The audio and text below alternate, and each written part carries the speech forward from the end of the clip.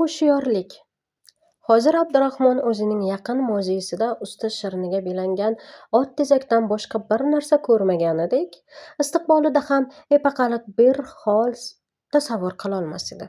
Bir necha oylar nihoyatda ruhsiz, kayfsiz va darsiga ham hafsalasiz davom etib yurdi.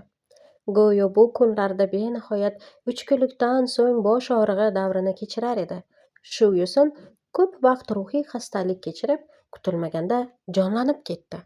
Ya'ni, aqoidning sharhiga yaxshi tushunish uchun besh barmog'ini og'ziga tiqqandek yeng shimardi. Yuqoridagi ruh tushish davrida ul moziysidagi kabi erkalik, amr farmon va shuhrat uchun qayg'irgan, ko'p bosh og'ritib, endiki shuhratni mo'ychinak iste'moli bilan emas, balki aqoid sharh va havoshiy vositasida topmoqchi bo'lgan, ya'ni fardi g'oyasiga diniy olimlik libosini kiydirish fikriga kelgan edi. 5 yil g'oya uchun qattiq berilib, rutubatli hujrada zaxlab salomatligi uchun umr bo'yi arimaydirg'an oriqlik, rangsizlik orttirib, 28 yoshida xatmu kutub qilishga muvaffaq bo'ldi. 5 yillik o'zgarishdan so'ng domla mudarris Abdurahmonning eski gunohlarini kechirgan edi. O'z yonida birmuncha sarf etib, Abdurahmon uchun xatm to'yi qilib berdi. Mulla Abdurahmon Qo'qon safariga hozirlanar edi. Ko'ngli Qo'qonda o'zini kutib turgan ulamolik shuhratiga, muftiylik, qozi va alamlik mansabiga oshiqinar edi. Uning fikricha, Qo'qondagi qarindosh urug'lar ham yosh olimning istiqboliga hozirlik ko'rgandek edilar. Shu yo'sin oshiqlar yor vasliga oshiqqandek, Mulla Abdurahmon ham o'z shahriga yelib yugurib yetdi. Ul o'ylagancha istiqboliga butun Qo'qon ko'chib chiqmasa ham, qarindosh urug'dan 3-4 kishi, mahalla keksalaridan 2ta savobtalab chol darvoza yonida kutib oldilar. Bu soddacha istiqbol qilinish Abdurahmonning Buxoroda turib qilgan shirin xayoliga birinchi zarba edi. Uyiga borib tushdi. Bir necha kungacha fotihaxonlik, hordiq chiqarish marosimlari davom etdi. Lekin bundan ham qanoatlana olmadi. Bil'aks, jini otlandi. Chunki ziyorat qilguvchilarning aksarisi mertuq-sertuq qavmi qarindoshlar, uzoq yaqin ko'z tanish madrasa talabalari va bir necha mahalla imomlari bo'lib, ul kutgan asosiy moyalar, ya'ni mudarris, peshvolar, muftiy ulamolar va bek-begzodalar, bobru ashrof va boyonlar ziyoratchilar orasida aqalli ko'z og'rig'i uchun ham ko'rinmadilar. Bu ikkinchi zarba edi. Ziyorat qilishga qo'li tegmagan ba'zilar uzr maqomida o'z uylariga maxsus ziyofat bilan chaqirarlar deb kutdi. Baxtga qarshi bu umid ham bo'sh chiqdi. Bir necha qarindoshlarining titrab qaqshab qilgan ziyofatlari bilan uydan uyga o'tib, ne'matlar ichida suzib yurish xayoli ham bir xayol bo'lib qoldi. Bu uchinchi zarba edi. Bir oy o'tmay qavmi qarindoshlarining da ziyofatlari nihoyatiga yetib, beva onasining tupasiga qanoat etishga majbur bo'lib qoldi. Buxoroda o'ylagancha biror madrasaning mudarrisligi yoki bu topilmaganda mukarrirligini emas, hatto narigi mahallaning imomatini olish ham qiyin keldi. O'zidan 2 mahalla narida bo'lgan hozirgi masjid imomatiga tayin qilmoqchi bo'lgan edilar. Bunga ham moni chiqdi. Mulla Abdurahmon alhol sunnatni bajo keltirmagan, ya'ni uylanmay tarki sunnat qilgan kishining imomatiga nuqs bor, deyishib, mahalladagi ba'zi taqvodorlar e'tiroz qildilar. Shundan keyin bir necha yor do'stlar to'y chiqimini o'zaro ustlariga olishib, uni uylantirish fikriga tushdilar. Buxorodagi xayollar zeru zabat bo'lgan holda Mulla Abdurahmon uylanish sharti bilan haligi mahalla imomatiga o'tdi. Hozir shunchalik past ishga ham bo'yin egish zarurati bor edi. Mulla Abdurahmonning sovchilari ibtidaan Solih Maxtumning qizi Ra'no uchun bordilar. Chunki Ra'noning husni bu dahada mashhur. Undan keyin Abdurahmonning o'zi Solih Maxtumda savod o'qib yurgan fursatda yosh Ra'noni ko'rgan. Uchinchidan, yosh olim keksa domlaning qiziga uylansa, yana bir husn bo'lar edi. Ayniqsa, Mulla Abdurahmon hanuz Ra'noning erga berilmaganligi xabarini eshitgach, bu tasodifni istiqbolining xayrli follari sirasiga kiritdi. Ra'no bu 10 yil ichida yana yetilgan bo'lsa kerak deb to'yni kutmayoq uning xayoliy siymosini quchoqlay boshladi.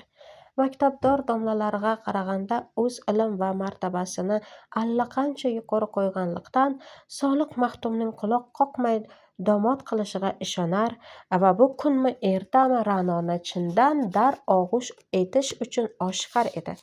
Lekin taqdir buncha ham uni aldadi. Sovchilar Nigor oyimdan bo'lmagan uzrni olib keldilar. Qizlar hali yosh emish, endi 12 yoshga kirgan emish. Mulla Abdurahmon xotinlar so'ziga ishonmay Solih Maxtumning o'z oldiga mahalladan bir ikkita keksani sovchi qilib yubordi. Bu sovchilar ham yana achchiqroq javob bilan keldilar. Solih Maxtum qizini o'rdada mirzolik qiladirg'an Anvar ismli bir yigitga fotiha o'qib qo'ygan ekan. Fotiha qilmaganda albatta sizga berar ekan. Ko'p afsus chekdi. Bu javobdan keyin Abdurahmonning dami ichiga tushib, o'z taqdiriga la'nat o'qidi. Ammo ko'nglida Ra'noni oladirg'an Anvar ismli yigitga qarshi bir kek tug'ildi. Bu javob chindan to'g'rimi, nayrangi yo'qmi deb o'rdada xizmat qiladirg'an Anvar otliq mirzoni surishtirdi. To'g'rilig'ini bilish ustiga hatto bu Anvarning kimligini ham xotirladi. O'zi Buxoroga ketar oldida Solih Maxtumning maktabiga o'qib yurgan o'sha yatim bola emish. 3-4 yillardan beri o'rdada mirzolik qilib necha tilla mahona olarmish. Bu so'rashtirib bilishdan keyin Abdurahmonning ichi yana yonib ketdi.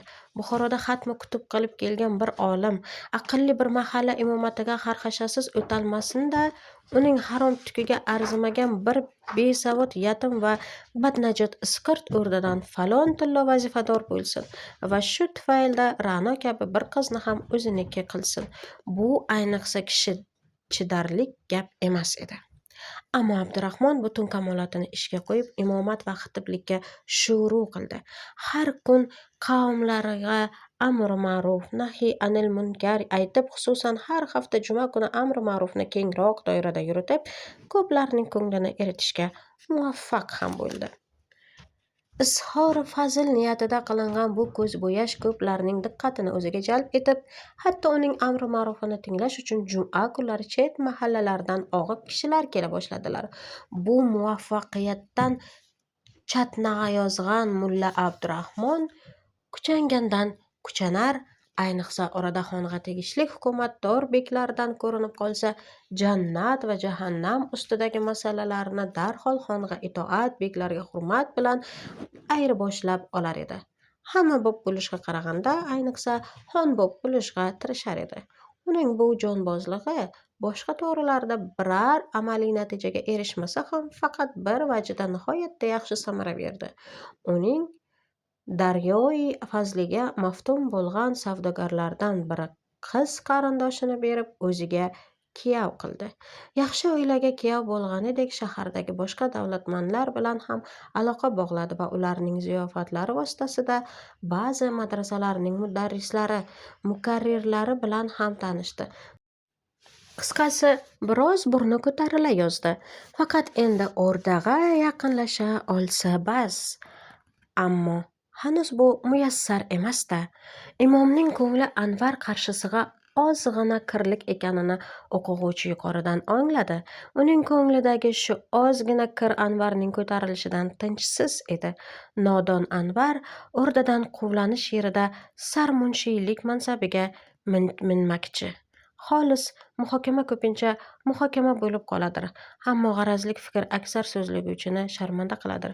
Shunga o'xshash mulla Abdurahmon ham muhokamasiga ozgina g'araz aralashtirib, Safar bo'zchining achchiq haqoratiga hadaf bo'ldi.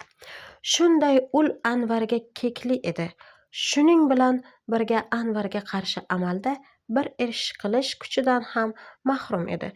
Balki siz endi imom afandi uylanib olibdir, Ra'noga ehtiyoji qolmabdir. Bas, shu holda kek saqlashga qanday mantiq bor dersiz? Bu juda sodda muhokama. Aslida bu kek Ra'no bilan boshlangan bo'lsa ham, hozirda doirani boshqacha ushlagan. Masalan deysizmi? Masalan, Safar bo'zchi juda bilib so'zladi. Siz shuncha yil Buxoroda o'qib kelib, nihoyat mahallaga bir imom bo'ldingiz. Ul bo'lsa, bitishga mahkum bo'lgan kekni mana shu necha yil Buxoroda o'qib kelganlik yoki Buxoroga bormasa ham kimsan faloniy bo'lganlik saqlab turar edi. Agar siz sodda bo'lsangiz, masalaga safar bo'lishi kabi qarab, Xudo bersa shunday dersiz, yana gapga tushunmassiz. Abdurahmon kabi kishilarning tabiatiga tushunish albatta qiyin va tushunmagan ma'qul.